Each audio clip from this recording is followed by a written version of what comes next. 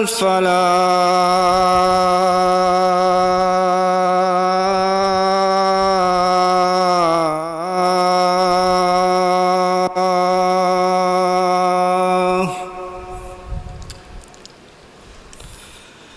الله أكبر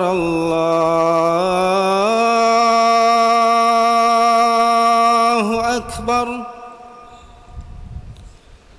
لا إله إلا الله.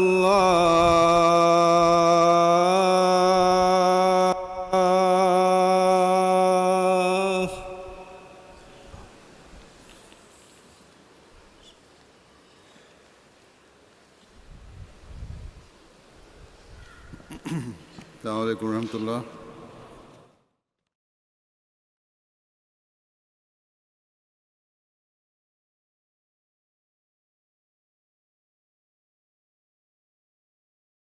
إلا الله وحده لا شريك له وأشهد أن محمدا عبده ورسوله. أما بعد فأعوذ بالله من الشيطان الرجيم. بسم الله الرحمن الرحيم. الحمد لله رب العالمين الرحمن الرحيم مالك يوم الدين. إياك نعبد وإياك نستعين. اهدنا الصراط المستقيم صراط الذين أنعمت عليهم غير المغضوب عليهم ولا الضالين.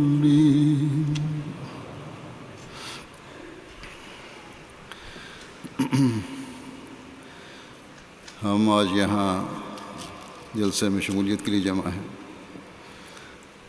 جیسا کہ ہر احمدی جانتا ہے کہ ہمارا یہاں جلسہ کے لیے اکٹھے ہونا کسی دنیاوی ہاؤ ہو شور شرابے یا کسی دنیاوی مقصد کے لیے نہیں ہے، بلکہ اس لیے ہے کہ یہاں کے پروگراموں میں شامل ہو کر ایک روحانی ماحول میں رہ کر اپنی روحانیت کو بڑھائیں، اپنی علمی استعدادوں کو بڑھائیں،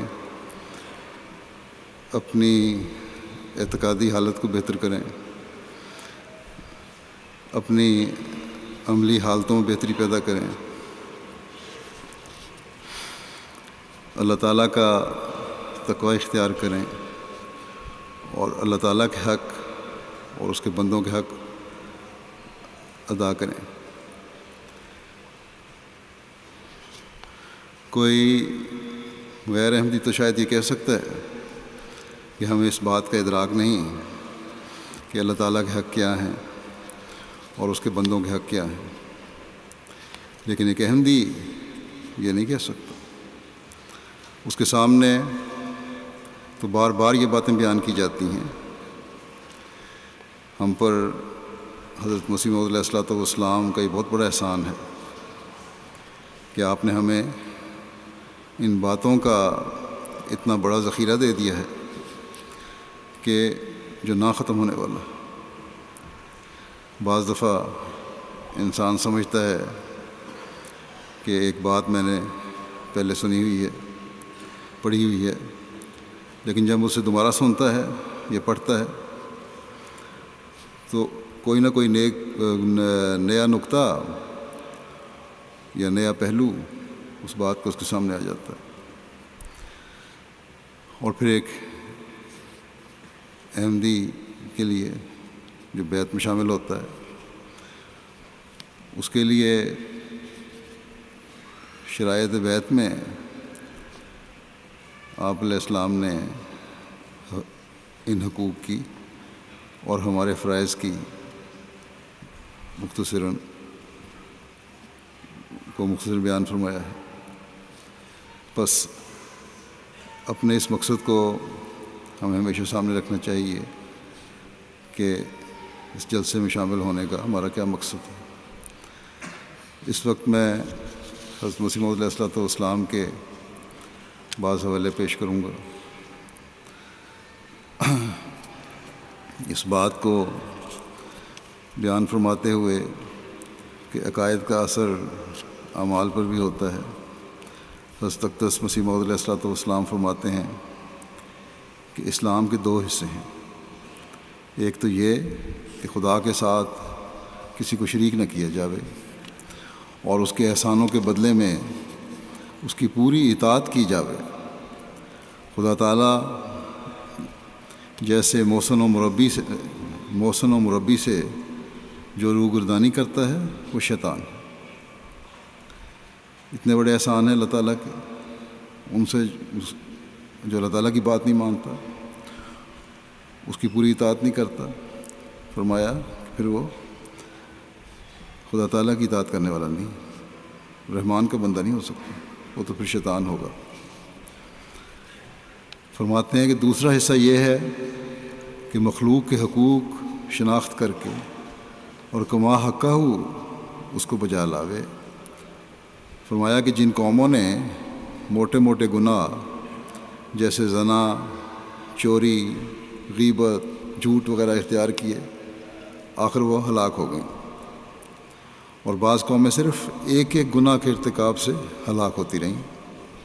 مگر چونکہ یہ امت مرحومہ ہے، اس مسلمان جو ہیں اس پر اللہ تعالیٰ کی خاص نظر ہے، اس لیے خدا تعالیٰ اسے ہلاک نہیں کرتا، ورنہ کوئی معصیت ایسی نہیں جو یہ نہیں کرتے۔ کون سا گناہ ہے جو مسلمانوں میں آج کل نہیں ہے؟ آپ نے فرمایا کہ اس طرح سب کام کر رہے ہیں، اور فرماتے ہیں کہ ہر ایک نے الگ الگ معبود بنا لیے ہیں، ایک معبود نہیں۔ دنیا میں پڑ گئے ہیں اور دنیا کو اپنا معبود بنا لیا ہے، دنیا داروں کو اپنا معبود بنا لیا ہے۔ فرماتے ہیں کہ بات یہ ہے کہ عقیدے اچھے ہوتے ہیں تو انسان سے اعمال بھی اچھے صادر ہوتے ہیں۔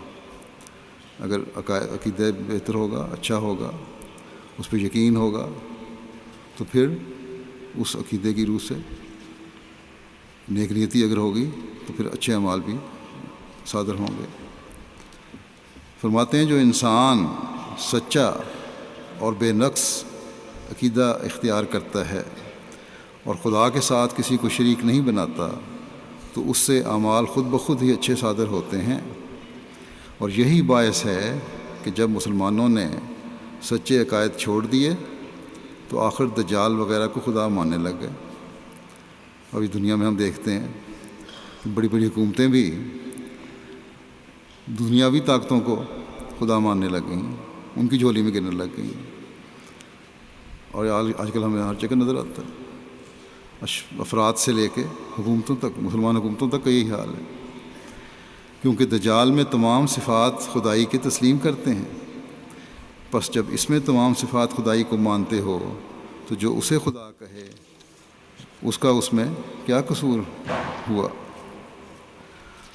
فرمایا خود ہی تو تم خدائی کا چارج دجال کو دیتے ہو۔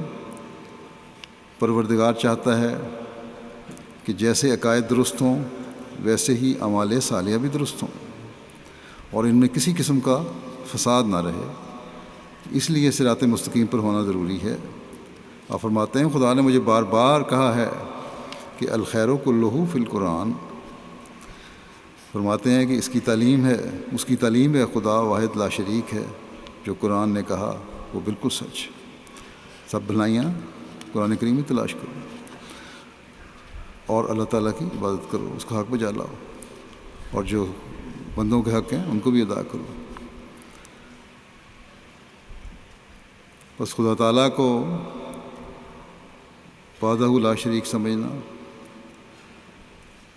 اور اس کی پوری اطاعت کرنا اور اس کا حق ادا کرنا، یہ پھر اس بات کا تقاضا کرتا ہے کہ اس کی عبادت کا بھی حق ادا کیا جائے۔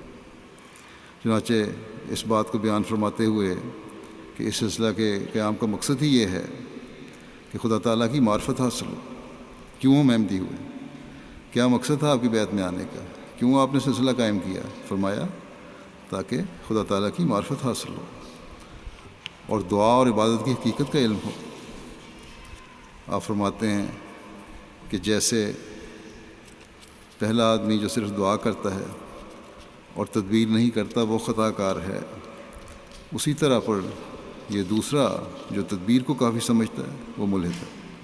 ایک شخص دعا کرتا ہے، کوشش نہیں کرتا، تدبیر نہیں کرتا، تدبیر کرنے کا بھی اللہ تعالیٰ کا حکم ہے، تو وہ بھی خطا کار ہے، غلطی پر ہے۔ اسی طرح پر جو تدبیر نہیں کرتا، تدبیر کرتا ہے اور دعا نہیں کرتا، وہ ملحد ہے۔ مگر تدبیر اور دعا دونوں باہم ملا دینا اسلام ہے۔ اسلام کی تعلیم کیا ہے کہ تدبیر بھی کرو، کوشش کرو، اپنی پوری صلاحیتوں کے ساتھ، اپنی پوری استعدادوں کے ساتھ، اپنی پوری طاقتوں کے ساتھ جو تم دنیاوی کوشش کر سکتے ہو کرو، اور اسی طرح دعا بھی کرو، اللہ تعالیٰ کے حضور گڑ گڑاؤ اور بہت دعا کرو، کہ اصل نتیجہ اس تدبیر کا خدا تعالیٰ نے پیدا کرنا ہے۔ اور اگر یہ چیزیں ہیں تو آپ نے فرمایا پھر یہ اسلام ہے۔ فرماتے ہیں کہ اسی واسطے میں نے کہا ہے کہ گناہ اور غفلت سے بچنے کے لیے اس قدر تدبیر کرے جو تدبیر کا حق ہے، اور اس قدر دعا کرے جو دعا کا حق ہے۔ اسی واسطے قرآن شریف کی پہلی سورۃ فاتحہ میں ان دونوں باتوں کو مد نظر رکھ کر فرمایا ہے ایاک نعبد و ایاک نستعین۔ ایاک نعبد اسی اصل تدبیر کو بتاتا ہے، اور مقدم اس کو کیا ہے کہ پہلے انسان رعایت اسباب اور تدبیر کا حق ادا کرے، مگر اس کے ساتھ ہی دعا کے پہلو کو چھوڑ نہ دے، بلکہ تدبیر کے ساتھ ہی اس کو مد نظر رکھے۔ فرمایا کہ جب مومن ایاک نعبد کہتا ہے کہ ہم تیری ہی عبادت کرتے ہیں، تو مان اس کے دل میں خیال گزرتا ہے کہ میں کیا چیز ہوں جو اللہ تعالیٰ کی عبادت کروں جب تک اس کا فضل اور کرم نہ ہو۔ بعض لوگوں کو بڑا مان ہوتا ہے، بڑا زغم ہوتا ہے کہ ہم بڑے عبادت گزار ہیں، بڑے نمازیں پڑھنے والے ہیں، لیکن یہ بھی اللہ تعالیٰ کا فضل ہے۔ ایک حقیقی مومن تو یہ سوچتا ہے کہ عبادت کی توفیق دینا بھی اللہ تعالیٰ کا ہی فضل ہے، اس لیے وہ مان کہتا ہے، فرمایا کہ اس لیے وہ مان کہتا ہے ایاک نستعین، مدد بھی تجھی سے چاہتے ہیں۔ یہ ایک نازک مسئلہ ہے جس کو بجز اسلام کے اور کسی مذہب نے نہیں سمجھا، اسلام نے ہی اس کو سمجھا ہے۔ آپ فرماتے ہیں بس اسلام کے لیے ضروری امر ہے کہ اس میں داخل ہونے والا اس اصل کو مضبوط پکڑ لے، تدبیر بھی کرے اور مشکلات کے لیے دعا بھی کرے اور کراوے۔ اگر ان دونوں پلڑوں میں سے کوئی ایک ہلکا ہے تو کام نہیں چلتا، اس لیے ہر ایک مومن کے واسطے ضروری ہے کہ اس پر عمل کرے۔ مگر اس زمانے میں فرماتے ہیں کہ اس زمانے میں میں دیکھتا ہوں کہ لوگوں کی حالت ہو رہی ہے کہ وہ تدبیریں تو کرتے ہیں مگر دعا سے غفلت کی جاتی ہے، بلکہ اسباب پرستی اس قدر بڑھ گئی ہے کہ تدابیر دنیا ہی کو خدا بنا لیا گیا ہے، اور دعا پر ہنسی کی جاتی ہے اور اس کو ایک فضول شے قرار دیا جاتا ہے۔ یہ سارا اثر یورپ کی تقلید سے ہوا ہے۔ یہ خطرناک زہر ہے جو دنیا میں پھیل رہا ہے۔ اب یہاں یورپ میں اللہ تعالیٰ پہ ایمان تو بہت حد تک کم ہو رہا ہے، ایتھیسٹ بہت زیادہ بڑھ رہے ہیں تعداد میں، اور مسلمان سمجھتے ہیں کہ شاید ان کی ترقی کا راز اسی میں ہے، لیکن اس کا انجام اچھا نہیں ہونا۔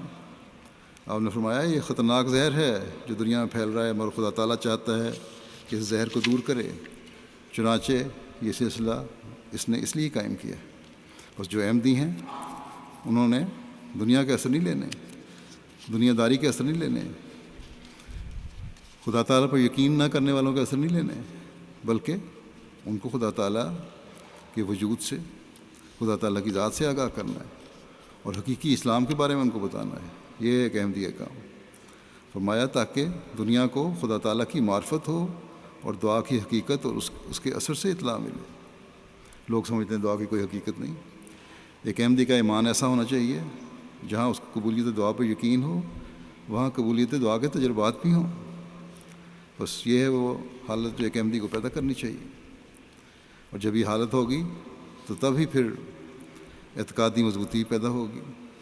انسان عارضی خداؤں کے پیچھے نہیں جائے گا، بلکہ معبود حقیقی کی پہچان کر کے صرف اور صرف اس کے آگے جھکے گا۔ اور اس معبود حقیقی کی پہچان اور اللہ تعالیٰ کی عبادت کی معراج کے اسلوب ہمیں حضرت صلی اللہ علیہ وسلم نے اپنے پر اترنے والی کتاب اور اپنے عمل سے سکھائے۔ اس لیے یہ معرفت دعا کی حقیقت اس وقت تک ظاہر نہیں ہو سکتی جب تک ہم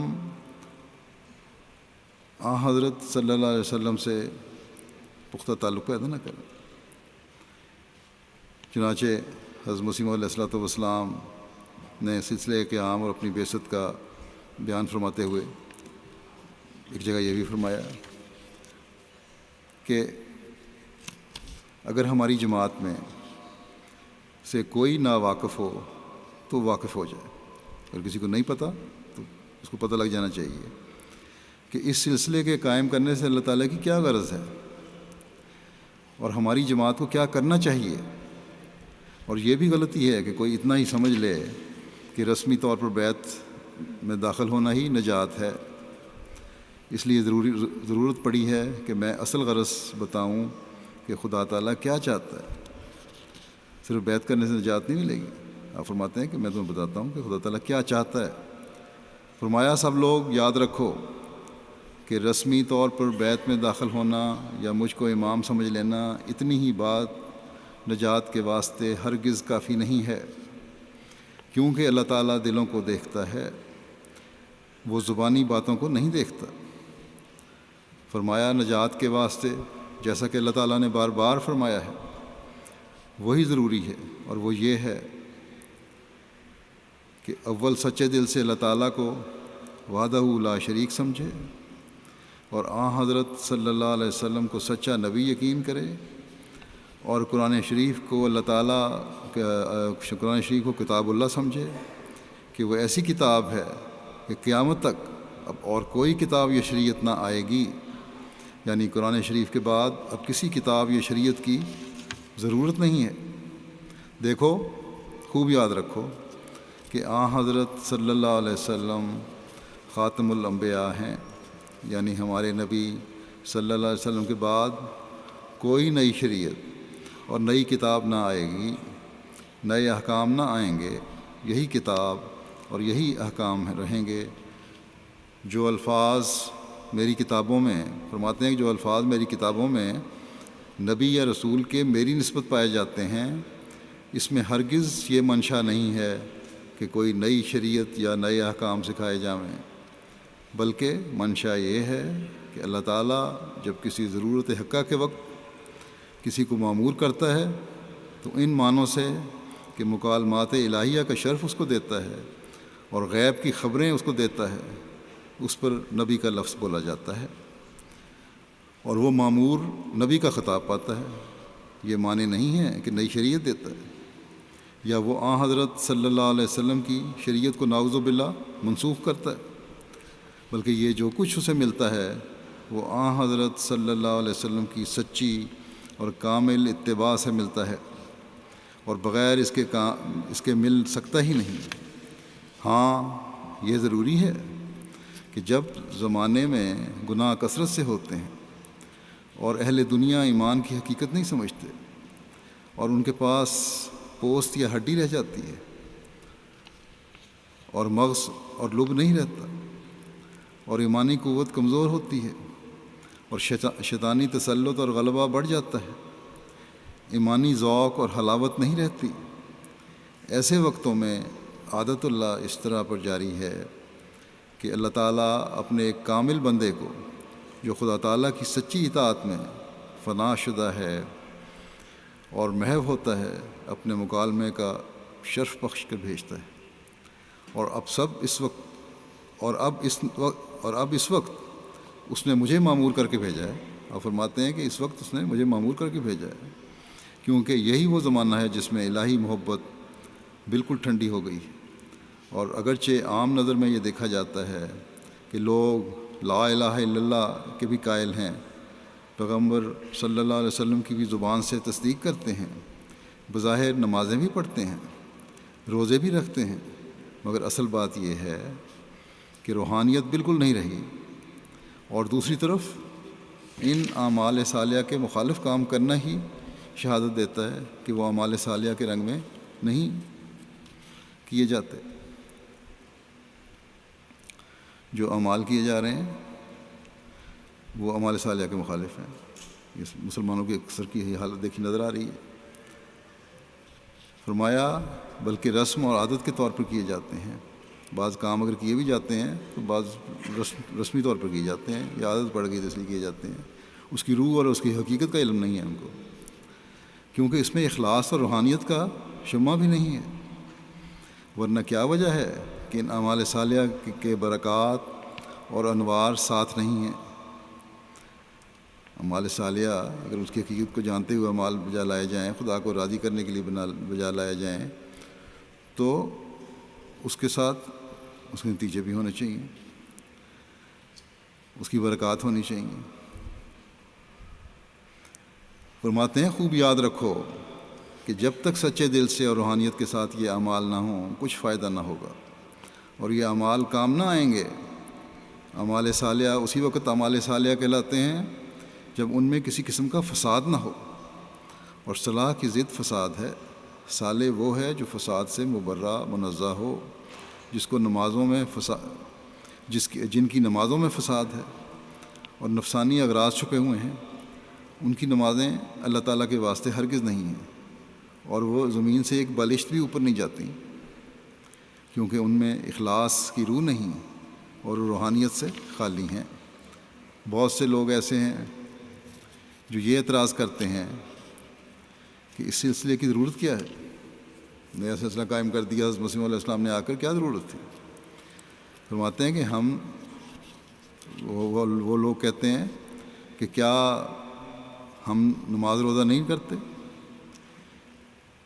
فرمایا آپ نے کہ وہ اس طرح پر دھوکہ دیتے ہیں، اور کچھ تعجب نہیں کہ بعض لوگ جو ناواقف ہوتے ہیں ایسی باتوں کو سن کر دھوکہ کھا جاویں اور ان کے ساتھ مل کر یہ کہہ دیں کہ جس حالت میں ہم نماز پڑھتے ہیں، روزہ رکھتے ہیں اور ورد و وظائف کرتے ہیں، پھر کیا یہ پھوٹ ڈال دی ہے ایک نئی جماعت پیدا کر کے؟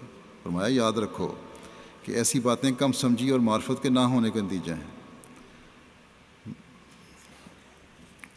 میرا اپنا کام نہیں ہے، یہ پھوٹ اگر ڈال دی ہے تو اللہ تعالیٰ نے ڈالی ہے، میں نے جماعت تو قائم نہیں کی۔ آپ نے فرمایا میں نے تو جماعت قائم نہیں کی، یہ تو اللہ تعالیٰ نے مجھے کہا تھا کہ جماعت قائم کرو، اور اس نے یہ جماعت بنائی ہے۔ اگر تم کہتے ہو پھوٹ ڈال دی تو پھر اللہ تعالیٰ پہ الزام آتا ہے، مجھ پہ نہیں الزام آتا۔ فرمایا کہ جس نے اس سلسلے کو قائم کیا ہے وہ اللہ تعالیٰ ہے، اس سے پوچھو کیوں بنا دی جماعت؟ فرماتے ہیں کیونکہ ایمانی حالت کمزور ہوتے ہوتے یہاں تک نوبت پہنچ گئی ہے کہ ایمانی قوت بالکل ہی معدوم ہی ہو گئی ہے، اور اللہ تعالیٰ چاہتا ہے کہ حقیقی ایمان کی روح پھونکے جو اس سلسلے کے ذریعے سے اس نے چاہا ہے۔ ایسی صورت میں ان لوگوں کا اعتراض بے جا اور بیہودہ ہے۔ پس یاد رکھو کہ ایسا وسوسہ ہرگز کسی کے دل میں نہیں آنا چاہیے، اور اگر پورے غور اور فکر سے کام لیا جاوے تو یہ وسوسہ آ ہی نہیں سکتا۔ غور سے کام نہ لینے کے سبب ہی وسوسہ آتا ہے، جو ظاہری حالت پر نظر کر کے کہہ دیتے ہیں کہ اور بھی مسلمان ہیں۔ اس قسم کے وسوسوں سے انسان جلد ہلاک ہو جاتا ہے۔ فرماتے ہیں کہ میں نے بعض خطوط اس قسم کے لوگوں کے دیکھے ہیں، حضرت مسلم صاحب کو خطوط آتے تھے بیعت کرنے کے بعد بھی، بعض لوگوں کے جو بظاہر ہمارے سلسلے میں ہیں، اور کہتے ہیں کہ ہم سے جب یہ کہا گیا کہ دوسرے مسلمان بھی بظاہر نماز پڑھتے ہیں اور کلمہ پڑھتے ہیں، روزے رکھتے ہیں اور نیک کام کرتے ہیں اور نیک معلوم ہوتے ہیں، پھر اس نئے سلسلے کی کیا حاجت ہے؟ آپ فرماتے ہیں کہ یہ لوگ باوجود کہ ہماری بیعت میں داخل ہیں، ایسے وسوسے اور اعتراض سن کر کہتے ہیں کہ ہم کو اس کا جواب نہیں آیا۔ ایسے خطوط پڑھ کر مجھے ایسے لوگوں پر افسوس اور رحم آتا ہے کہ انہوں نے ہماری اصل غرض اور منشا کو نہیں سمجھا۔ وہ صرف دیکھتے ہیں کہ رسمی طور پر یہ لوگ ہماری طرح شاعر اسلام بجا لاتے ہیں اور فرائض الہی ادا کرتے ہیں، حالانکہ حقیقت کی روح ان میں نہیں ہوتی، اس لیے یہ باتیں اور وساوس سحر کی طرح کام کرتے ہیں۔ وہ ایسے وقت نہیں سوچتے کہ ہم حقیقی امن پیدا کرنا چاہتے ہیں جو انسان کو گناہ کی موت سے بچا لیتا ہے، اور ان رسوم و عادات کے پیرو لوگوں میں وہ باتیں نہیں، ان کی نظر ظاہر پر ہے، حقیقت پر نگاہ نہیں، ان کے ہاتھ میں چھلکا ہے جس میں مغز نہیں۔ بس جب آپ کی بعثت کا مقصد اللہ تعالیٰ سے حقیقی تعلق پیدا کروانا ہے، حضرت صلی اللہ علیہ وسلم کی عظمت کی پہچان کروانا ہے، قرآن کریم کی حکومت کو اپنے اوپر لاگو کروانا ہے، تو ہم جو آپ کے ماننے اور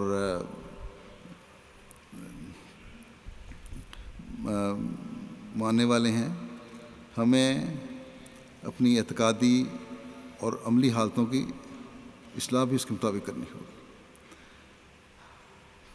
اور صرف ظاہری طور پر یہ نہ دیکھ لیں، اگر سمجھتے ہیں، ہم بھی یہی سمجھتے ہیں کہ دوسرے مسلمان بھی ہماری طرح ہیں، نمازیں روزہ رکھتے ہیں اور کوئی فرق نہیں، اگر فرق نہیں آتا تو ہمیں فکر کرنی چاہیے، یہ فرق ہونا چاہیے ہمارے عبادتوں میں، ہمارے درود میں، ہمارے اذکار میں، ہماری خدمت خلق میں ایک دلی جذبہ اور روح ہونی چاہیے، جبکہ دوسروں میں وہ نظر نہیں آتا۔ کہ ہمیں یہ دیکھنا ہوگا کہ کیا ہماری بیعت یہ حقیقی رنگ لیے ہوئے ہے یا صرف زبانی باتیں ہی ہیں؟ کیا ہماری باتیں اللہ تعالیٰ کو وحدہ لا شریک سمجھتے ہوئے اس کے لیے ہیں یا نہیں؟ بہت سے ایسے ہیں جو 5 وقتہ نماز بھی ادا کرتے ہیں، صرف کہہ دیتے ہیں لیکن روح نہیں سے ادا نہیں کرتے۔ بہت سے احمدیوں میں سے بھی ایسے ہیں جو 5 وقتہ نمازیں ادا نہیں بھی کرتے، اور ملنے پر مجھے بھی کہہ دیتے ہیں کہ دعا کریں کہ ہم ادا کیا کریں، حالانکہ یہ تو ایک بنیادی چیز ہے جو ہر احمدی کا فرض ہے، ایک ہر مومن کا فرض ہے، ہر مسلمان کا فرض ہے۔ حضرت مسیح علیہ السلام کی بیعت میں آنے کے بعد تو ایک دلی شوق سے اور ذوق سے نمازیں ادا ہونی چاہیے، یا نہ یہ کہ نمازیں پوری نہ پڑھیں اور آگے کہہ دیا اب دعا کریں کہ ہم نمازیں پڑھ لیں۔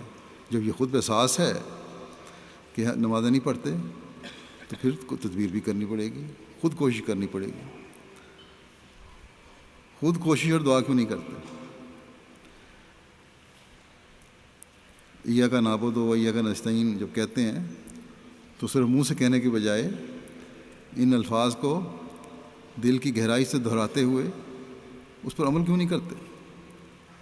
حضرت صلی اللہ علیہ وسلم کو سچا نبی مانا ہے تو پھر آپ کا ہر عمل ہمارے لیے اسوہ حسنہ ہے۔ عبادتوں کے ساتھ ساتھ آپ کے اعلیٰ اخلاق ہمارے لیے نمونہ ہیں، معاشرتی تعلقات ہیں، گھریلو تعلقات ہیں، بیویوں سے اعلیٰ اخلاق کا نمونہ آپ نے پیش نمایا ہمارے لیے۔ لیکن بہت سارے ایسے ہیں جو گھروں میں فساد پیدا کرتے ہیں، ان کے جذبات کا خیال رکھنا آپ نے ہمیں سکھایا، بچوں سے شفقت سے پیش آنا حضرت صلی اللہ علیہ وسلم نے ہمیں سکھایا، دوسروں کے عمومی جذبات کا خیال رکھنا آپ صلی اللہ علیہ وسلم نے ہمیں سکھایا، لڑائی جھگڑوں سے بچنا آپ نے اس کی تلقین بھی کی اور ہمیں سکھایا اور اپنے عمل سے دکھایا، امانت میں خیانت نہ کرنا اس کی سخت تلقین اسلام کی تعلیم میں بھی ہے اور آپ نے کر کے دکھائی ہمیں، جیسے بھی حالات ہوں، عاجزی اور انکساری دکھانا، سچائی کے اعلیٰ ترین معیار قائم کرنا۔ اور کون سا ایسا خلق ہے جس کی معراج ہمیں آپ صلی اللہ علیہ وسلم میں نظر نہیں آتی؟ اگر ہم حقیقت میں آپ صلی اللہ علیہ وسلم کو سچا نبی مانتے ہیں اور حضرت مسیح علیہ السلام کو آپ کی غلامی میں بھیجا ہوا زمانے کا امام مانتے ہیں، تو پھر اپنے عملوں کو بھی، اپنی عبادتوں کے معیاروں کو بھی ہمیں بلند کرنا ہوگا۔ قرآن کریم کے احکامات کو دیکھ کر، اس کے اوامر و نواہی کو دیکھ کر ہمیں جائزہ لینا ہوگا کہ کون کون سے نیک باتوں کو ہم کرنے والے ہیں اور کون سی ہم نہیں کر رہے، کون سی برائیوں کو ہم چھوڑ رہے ہیں اور کن کو نہیں ہم چھوڑ رہے. حضرت مسیح علیہ الصلوۃ والسلام کے مقام اور دعوے کو صحیح رنگ میں پہچاننے کی ضرورت ہے. بس یہ زمانہ جو دنیا کو اللہ تعالیٰ سے دور لے گیا ہے اور ترقی کے نام پر ہر روز ہر آنے والا دن دور لے جانے کے لیے ایک نئی کوشش کرتا چلا جا رہا ہے. اس وقت میں یہ احمدی کا ہی کام ہے کہ اپنے تعلق باللہ اور اللہ تعالیٰ کی معرفت کو حاصل کرنے کی کوشش کریں اور ہر چڑھنے والا دن اس معرفت میں ترقی کرنے والا ہو. حضرت صلی اللہ علیہ وسلم سے عشق و محبت صرف زبانی دعویٰ نہ ہو، اس کے صرف نعرے نہ لگائے جائیں، بلکہ اس عشق و محبت کا اظہار آپ کے اسوہ حسنہ کو اپنا کر ہونا چاہیے. یہ نہیں کہ نعرے تو آپ کے نام کے لگا لیے اور اس کے بعد ظلم بھی آپ کے نام پر ہو رہا ہے. آج کل مسلمانوں کی یہی حالت ہے. اب دیکھتے ہیں بہت ساری تنظیمیں بنی ہوئی ہیں، حکومتیں بھی اور تنظیمیں بھی اسلام اور حضرت صلی اللہ علیہ وسلم کے نام پر ظلم کر رہی ہیں. وہ رحمۃ اللہ عالمین جو تمام زمانے کے لیے رحمت بن کے آیا تھا، ان کو انہوں نے ظلم کا نشان اپنے عملوں سے بنا دیا. حالانکہ لیکن گو ان کی کوششیں کامیاب نہیں ہو سکتی. اس لیے اس زمانے میں مسیح موعود علیہ الصلوۃ والسلام آئے تھے اور یہی ہم کوشش کرتے چلے جا رہے ہیں کہ اسلام کی حقیقی تصویر دنیا کے سامنے پیش کریں. بس ہمیں اس حقیقی تصویر کو پیش کرنے کے لیے آپ کے ہر اسوے کو اپنانے کی کوشش کرنی چاہیے. قرآن کریم کی حکومت اپنے اوپر لاگو کرنے کی کوشش کرنی چاہیے اور ہر وقت اس کوشش میں رہنا چاہیے کہ ہمارا ہر عمل اعمال صالحہ کا عمل ہو، میں شمار ہونے والا عمل ہو.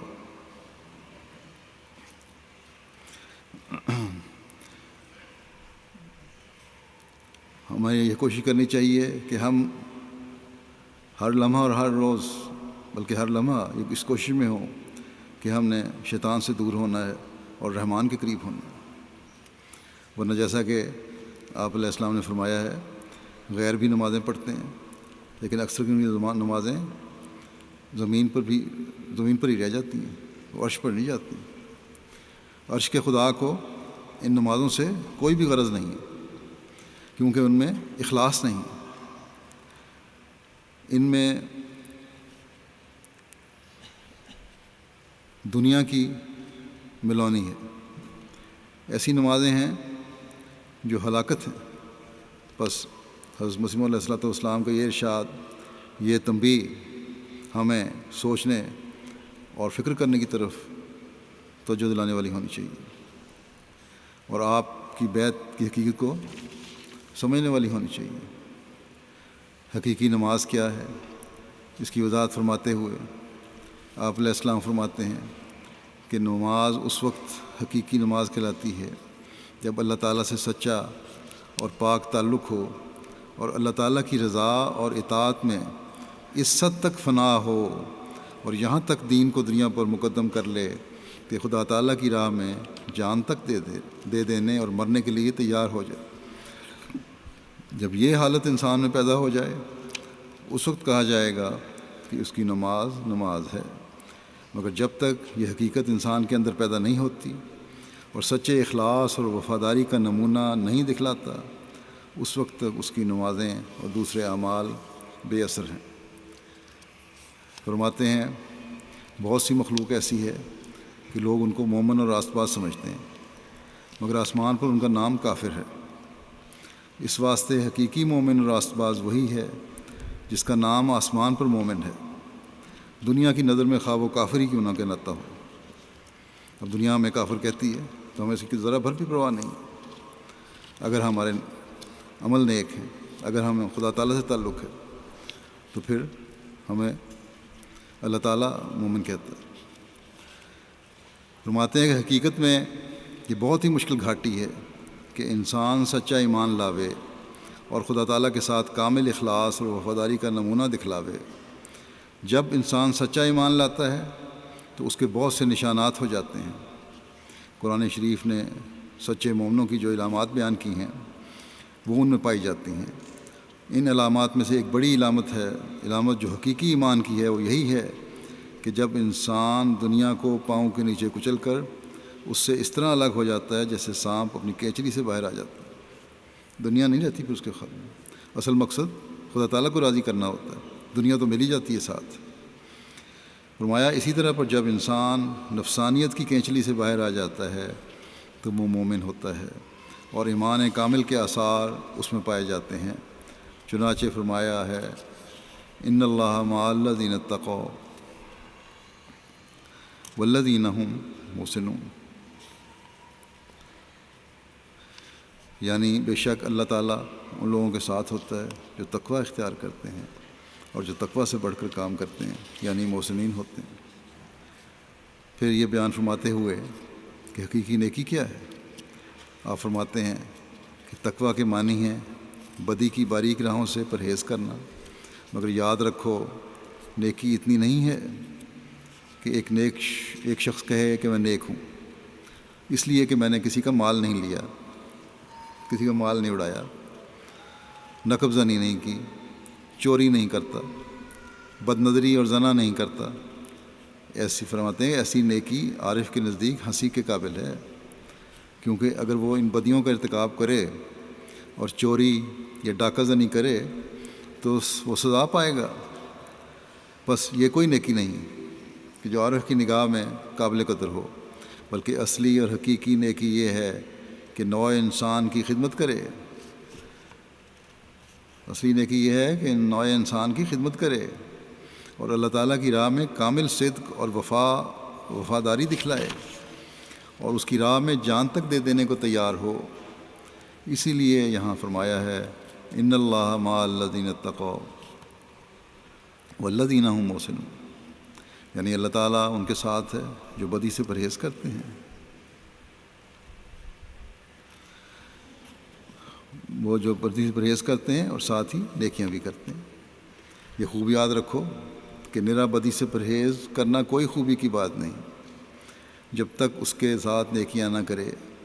بہت سے لوگ ایسے موجود ہوں گے جنہوں نے کبھی زنا نہیں کیا، خون نہیں کیا، چوری نہیں کی، ڈاکہ نہیں مارا، اور باوجود اس کے اللہ تعالیٰ کی راہ میں کوئی صدق و وفا کا نمونہ انہوں نے نہیں دکھایا یا نوع انسان کی کوئی خدمت نہیں کی اور اس طرح پر کوئی نیکی نہیں کی۔ بس جاہل ہوگا وہ شخص جو ان باتوں کو پیش کر کے اسے نیکوکاروں میں داخل کرے، کیونکہ یہ تو بدچلنیاں ہیں۔ صرف اتنے خیال سے اولیاء اللہ میں داخل نہیں ہو جاتا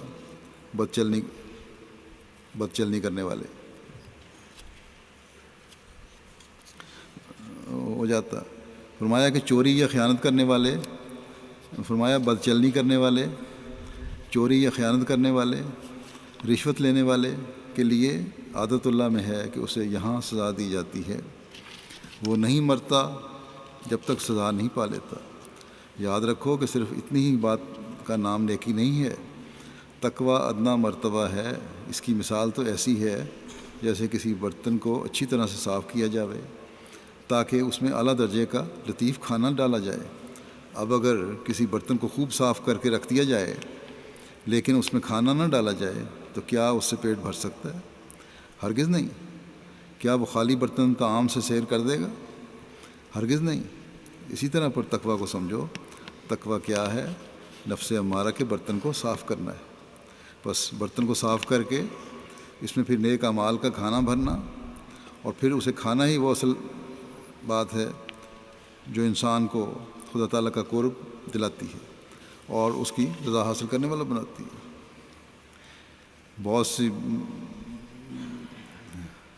بہت بڑی بڑی برائیوں میں سے ایک برائی اور گناہ جھوٹ ہے۔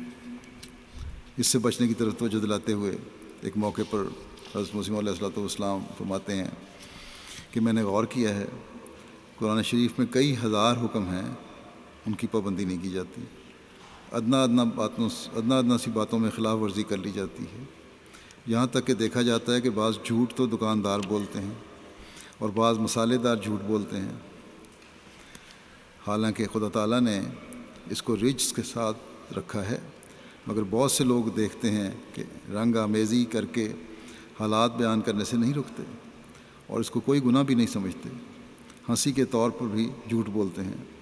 انسان صدیق نہیں کہلا سکتا جب تک جھوٹ کے تمام شعبوں سے پرہیز نہ کرے۔ ایک اعلیٰ خلق پردہ پوشی ہے جو صرف خلق ہی نہیں بلکہ اس سے انسان بہت سے جھگڑوں اور فسادوں سے بھی بچتا ہے اور دنیا کو بھی بچاتا ہے۔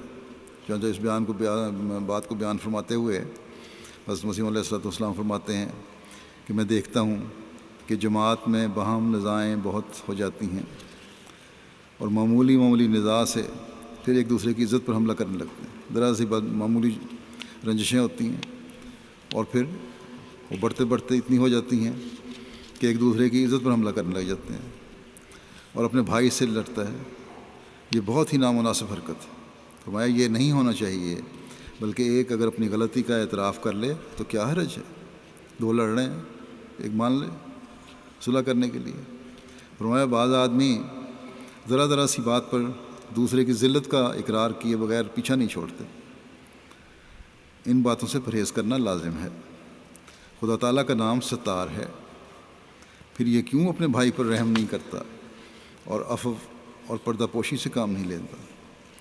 چاہیے کہ اپنے بھائی کی پردہ پوشی کرے اور اس کی عزت و آبرو پر حملہ نہ کرے۔ فرماتے ہیں ایک چھوٹی سی کتاب میں لکھا دیکھا ہے کہ ایک بادشاہ قرآن لکھا کرتا تھا۔ ایک ملا نے کہا کہ یہ آیت غلط لکھی ہے۔ بادشاہ نے اس وقت اس آیت پر دائرہ کھینچ دیا کہ اس کو کاٹ دیا جائے گا۔ جب وہ چلا گیا تو اس دائرے کو کاٹ دیا۔ جب بادشاہ سے پوچھا گیا کہ ایسا کیوں کیا تو اس نے کہا کہ دراصل وہ غلطی پر تھا، جو ملا میری اصلاح کرنے آیا تھا وہ غلطی پہ تھا، مگر میں نے اس وقت دائرہ کھینچ دیا کہ اس کی دل جوئی ہو جائے، اس کے دل میں وہ شرمندگی نہ ہو کہ اس سے بحث کروں میں۔ فرماتے ہیں کہ یہ بڑی رعونت کی جڑ اور بیماری ہے کہ دوسرے کی خطا پکڑ کر اشتہار دے دیا جاوے۔ ایسے امور سے نفس خراب ہو جاتا ہے، اس سے پرہیز کرنا چاہیے۔ غرض یہ سب امور تقوی میں داخل ہیں اور اندرونی بیرونی امور میں تقوی سے کام لینے والا فرشتوں میں داخل کیا جاتا ہے، کیونکہ اس میں کوئی سرکشی باقی نہیں رہ جاتی۔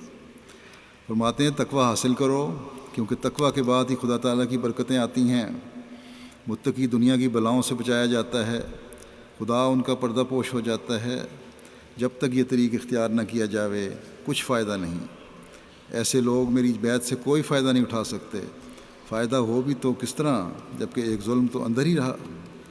اگر وہی جوش، رعونت، تکبر، عجب، ریاکاری، سریع الغضب ہونا باقی ہے جو دوسروں میں بھی ہے تو پھر فرق ہی کیا ہے؟ فرماتے ہیں سعید اگر ایک ہی ہو اور وہ سارے گاؤں میں ایک ہی ہو تو لوگ کرامت کی طرح اس سے متاثر ہوں گے۔ نیک انسان جو اللہ تعالیٰ سے ڈر کر نیکی اختیار کرتا ہے اس میں ایک ربانی رعب ہوتا ہے اور دلوں میں پڑ جاتا ہے کہ یہ باخدا ہے۔ یہ بالکل سچی بات ہے کہ جو خدا تعالیٰ کی طرف سے آتا ہے خدا تعالیٰ اپنی عظمت سے اس کو حصہ دیتا ہے، اور یہی طریق نیک بختی کا ہے۔ فرمایا پس یاد رکھو کہ چھوٹی چھوٹی باتوں میں بھائیوں کو دکھ دینا ٹھیک نہیں ہے۔ حضرت صلی اللہ علیہ وسلم جمیع اخلاق کے متمم ہیں اور اس وقت خدا تعالیٰ نے آخری نمونہ آپ کے اخلاق کا قائم کیا۔ سارے جو دنیا کے اخلاق ہیں اس میں آپ پہ آ کے ختم ہو گئے۔ فرمایا یہ آپ نمونہ ہے ہر ایک کے لیے۔ فرماتے ہیں اس وقت بھی اگر وہی درندگی رہی تو پھر سخت افسوس اور کم نصیبی ہے۔ وسلم سے دعویٰ ہے بیعت کا، آپ کے غلام کی بیعت کا دعویٰ ہے، تو وہ اپنے اخلاق کو بھی اعلیٰ کرنا ہوگا۔ اگر ہم پھر بھی اسی طرح رہیں گے، ایک دوسرے کی ٹانگیں کھینچتے رہیں، درندگی رہے یا دوسرے کو نقصان پہنچانے کی کوشش کرتے رہیں تو سخت افسوس ہے اور کم نصیبی ہے۔ فرمایا پس دوسروں پر عیب نہ لگاؤ کیونکہ بعض اوقات انسان دوسرے پر عیب لگا کر خود اس میں گرفتار ہو جاتا ہے۔ اگر وہ عیب اس میں نہیں، لیکن اگر عیب سچ مچ اس میں ہے تو اس کا معاملہ پھر خدا تعالیٰ سے ہے۔ فرماتے ہیں کہ بہت سے آدمیوں کی عادت ہوتی ہے کہ وہ اپنے بھائیوں پر معان ناپاک الزام لگا دیتے ہیں۔ ان باتوں سے پرہیز کرو، بنی نوع انسان کو فائدہ پہنچاؤ اور اپنے بھائیوں سے ہمدردی اور ہمسایوں سے نیک سلوک کرو، اپنے بھائیوں سے نیک معاشرت کرو، اور سب سے پہلے شرک سے بچو کہ یہ تقویٰ کی ابتدائی اینٹ ہے۔ اپنے بھائی کی غلطی کو دیکھ کر کیا طریقہ اختیار کرنا چاہیے، اس کی مزید وضاحت فرماتے ہیں آپ فرماتے ہیں صلاح، تقویٰ، نیک بختی اور اخلاقی حالت کو درست کرنا چاہیے۔ فرماتے ہیں مجھے اپنی جماعت کا یہ بڑا غم ہے کہ ابھی تک یہ لوگ آپس میں ذرا ذرا سی بات پر چڑ جاتے ہیں۔ عام مجلس میں کسی کو احمق کہہ دینا بھی بڑی غلطی ہے۔ اگر اپنے کسی بھائی کی غلطی دیکھو تو اس کے لیے دعا کرو کہ خدا اسے بچا لے وے، یہ نہیں کہ منادی کرو۔ جب کسی کا بیٹا بد چلن ہو تو اس کو سر دست کوئی ضائع نہیں کرتا، بلکہ اندر ایک گوشے میں سمجھاتا ہے کہ یہ برا کام ہے، اس سے باز آ جا۔ پس جیسے رفق، حلم اور ملائمت سے اپنی اولاد سے معاملہ کرتے ہو، ویسے ہی آپس میں بھائیوں سے کرو۔ جس کے اخلاق اچھے نہیں ہیں مجھے اس کے ایمان کا خطرہ ہے، کیونکہ اس میں تکبر کی ایک جڑ ہے۔ اگر خدا راضی نہ ہو تو گویا یہ برباد ہو گیا۔ بس جب اس کی اپنی اخلاقی حالت کا یہ حال ہے تو اسے دوسروں کو کہنے کا کیا حق ہے؟ آپ فرماتے ہیں خدا تعالیٰ فرماتا ہے اس کا یہی مطلب ہے کہ اپنے نفس کو فراموش کر کے دوسرے کے عیوب کو نہ دیکھتا رہے، بلکہ چاہیے کہ اپنے عیوب کو دیکھے، چونکہ خود تو وہ پابند ان امور کا نہیں ہوتا۔ اس لیے آخر کار لما تقولون ما لا تفعلون کا مصداق ہو جاتا ہے۔ پھر مغلوب الغضب غلبے اور نصرت سے محروم ہو جاتے ہیں، مدد سے محروم ہو جاتے ہیں۔ جو غصات ہے اس بارے میں بیان کرتے ہوئے فرماتے ہیں کہ یاد رکھو جو شخص سختی کرتا اور غضب میں آ جاتا ہے اس کی زبان سے معارف کی حکمت کی باتیں ہرگز نہیں نکل سکتی، وہ دل حکمت کی باتوں سے محروم کیا جاتا ہے۔ جو اپنے مقابل کے سامنے جلدی تیش میں آ کر آپے سے باہر ہو جاتا ہے، گندہ دہن اور بے لگام کے ہونٹ لطائف کے چشمے سے بے نصیب اور محروم کیے جاتے ہیں۔ غضب اور حکمت دونوں جمع نہیں ہو سکتے۔ جو مغلوب الغضب ہوتا ہے اس کی عقل موٹی اور فہم کند ہوتا ہے، غصے میں آنے والا اس کی عقل ماری جاتی ہے، اس کو کبھی کسی میدان میں غلبہ اور نصرت نہیں دیے جاتے۔ فرماتے ہیں غضب نصف جنون ہے، جب یہ زیادہ بھڑکتا ہے تو پورا جنون ہو سکتا ہے۔ فرماتے ہیں کہ ہماری جماعت کو چاہیے کہ کل ناکردنی افعال سے دور رہا کریں۔ وہ شاخ جو اپنے تنے اور درخت سے سچا تعلق نہیں رکھتی وہ بے پھل رہ جاتی ہے۔ سو دیکھو اگر تم لوگ ہمارے اصل مقصد کو نہ سمجھو گے اور شرائط پر کاربند نہ ہوگے جن شرائط پر بیعت کی ہے تو ان وعدوں کے وارث تم کیسے بن سکتے ہو جو خدا تعالیٰ نے ہمیں دیے ہیں؟ بس وعدوں کا حصہ بننے کے لیے، آپ کی دعاؤں سے فیض پانے کے لیے ان حالتوں کو بدلنے کی ضرورت ہے۔ اگر کسی میں بری آتے ہیں تو یہاں بھی جلسے پر بہت سے لوگ اس لیے آتے ہیں کہ حضرت مسیح علیہ الصلوۃ والسلام کی دعاؤں سے حصہ لیں، لیکن اگر عملی حالت ٹھیک نہیں ہے تو دعاؤں سے حصہ کس طرح ملے گا؟ یہ تو آپ نے خود ہی فرما دیا۔ غصے کے بجائے کس قسم کی حالت ایک مومن کی ہونی چاہیے، اس بارے میں آپ فرماتے ہیں کہ ایسا نہ ہو کہ تمہارا اس وقت غصہ کوئی خرابی پیدا کر دے جس سے سارا سلسلہ بدنام ہو، یا کوئی مقدمہ بنے جس سے سب کو تشویش ہو۔ یہاں بھی جلسے پہ لوگ آتے ہیں، بعض نوجوان لڑائیاں بھی کر لیتے ہیں، بعض پرانی رنجشوں کو لے کے کھڑے ہو جاتے ہیں، اس لیے اس سلسلہ بدنام ہوتا ہے جب یہ چیزیں باہر نکلتی ہیں۔ تو فرمایا کہ سب نبیوں کو گالیاں دی گئی ہیں، یہ انبیاء کا ورثہ ہے، ہم اس سے کیوں کر محروم رہ سکتے ہیں؟ ہمیں بھی لوگ گالیاں دیتے ہیں۔ ایسے بن جاؤ کہ گویا مسلوب الغضب ہو، تم کو گویا غضب کے گواہ ہی نہیں دیے گئے۔ اب یہ تو غیروں کے لیے بھی فرمایا کہ غیر بھی تمہیں دیتے ہیں تو تم نے اپنا غصہ دبانا ہے، لیکن آپس میں تو بالکل ہی یہ حالت نہیں ہونی چاہیے کہ غصہ ایک دوسرے پہ اظہار ہو رہا ہو۔ فرمایا کہ دیکھو اگر کچھ بھی تاریکی کا حصہ ہے تو نور نہیں آئے گا، نور اور ظلمت جمع نہیں ہو سکتے، جب نور آ جائے گا تو ظلمت نہیں رہے گی۔ تم اپنے سارے ہی قوا کو پورے طور سے اللہ تعالیٰ کی فرمانبرداری میں لگا دو، جو کمی کسی قوت میں ہو اسے اس پان والے کی طرح گندے پان تلاش کر کے پھینک دیتا ہے۔ اپنی گندی عادات کو نکال پھینکو اور سارے اعضاء کی اصلاح کر لو، یہ نہ ہو کہ نیکی کرو اور نیکی میں بدی ملا دو۔ توبہ کرتے رہو، استغفار کرو، دعا سے ہر وقت کام لو۔ فرماتے ہیں کہ ہمارے غالبانے کے ہتھیار استغفار، توبہ، دینی علوم کی واقفیت، خدا تعالیٰ کی عظمت کو مد نظر رکھنا اور 5 وقت کی نمازوں کو ادا کرنا ہے۔ نماز دعا کی قبولیت کی کنجی ہے۔ جب نماز پڑھو تو اس میں دعا کرو اور غفلت نہ کرو، اور ہر ایک بدی سے خواہ وہ حقوق الہی کے متعلق ہو، خواہ حقوق العباد کے متعلق ہو، بچو۔ اللہ تعالیٰ ہمیں توفیق عطا فرمائے کہ ہم ان معیاروں کو حاصل کرنے والے ہوں، اور آپ کی بیعت میں آ کر آپ کی بعثت کے مقصد کو سمجھنے والے اور اسے پورا کرنے کے لیے اپنی تمام تر صلاحیتوں اور استعدادوں کو استعمال کرنے والے ہیں، اور دنیا کو بھی اس حقیقت سے آگاہ کرنے والے ہیں۔ جلسہ کے دنوں میں اس بات کا بھی خیال رکھیں کہ ادھر ادھر پھرنے کے بجائے جلسہ کے پروگراموں میں شامل ہوں، تمام تقریریں سنیں۔ ہر تقریر کسی نہ کسی رنگ میں علمی، اعتقادی اور روحانی ترقی کا ذریعہ بنتی ہے۔ شعبہ تربیت بھی اس بات کو یقینی بنانے کی کوشش کرے کہ بغیر کسی جائز وجہ کے لوگ ادھر ادھر پھرنے کے بجائے جلسہ گاہ میں بیٹھیں، جلسہ سننے کے لیے آئیں، اس کی کوشش کریں۔ اسی طرح تمام شامل ہونے والے ڈیوٹی دینے والوں سے بھی مکمل تعاون کریں۔ پارکنگ میں بھی، اسکیننگ کے وقت بھی بعض دفعہ لمبی لائن لگ جاتی ہیں، کھانے کے وقت بھی بعض دفعہ مشکلات پیش آتی ہیں۔ اسی طرح بیوت الخلاء میں بھی، اور وہاں بھی اگر صفائی کی ضرورت ہو تو صفائی کا خود بھی خیال رکھیں۔ صرف یہ نہ دیکھیں کہ صفائی کرنے والے موجود ہیں تو صفائی کر دیں گے، بلکہ خود صفائی کا خیال رکھنا چاہیے۔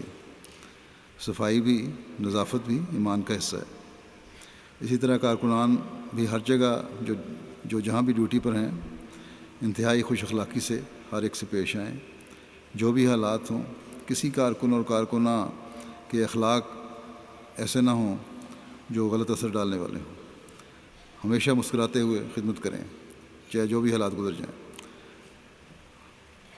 خاص طور پر شامل ہونے والے بھی، ڈیوٹی دینے والے بھی یہ بھی خیال رکھیں کہ اپنے ماحول پر بھی نظر رکھنی ہے انہوں نے، اور گہری نظر رکھنی ہے، اور یہ سیکیورٹی کے لیے بڑی ضروری چیز ہوتی ہے، اور آج کل کے حالات میں یہ خاص طور پر بہت ضروری ہے۔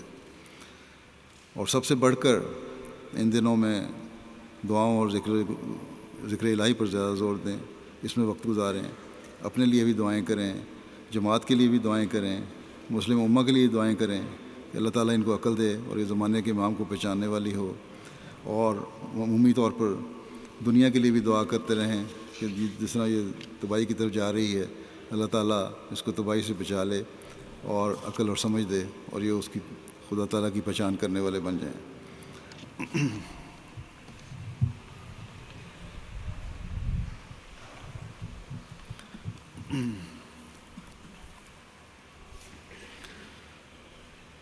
الحمد لله نحمده ونستعينه ونستغفره ونؤمن به ونتوكل عليه ونعوذ بالله من شرور أنفسنا ومن سيئات أعمالنا من يهده الله فلا مضل له ومن يضلل فلا هادي له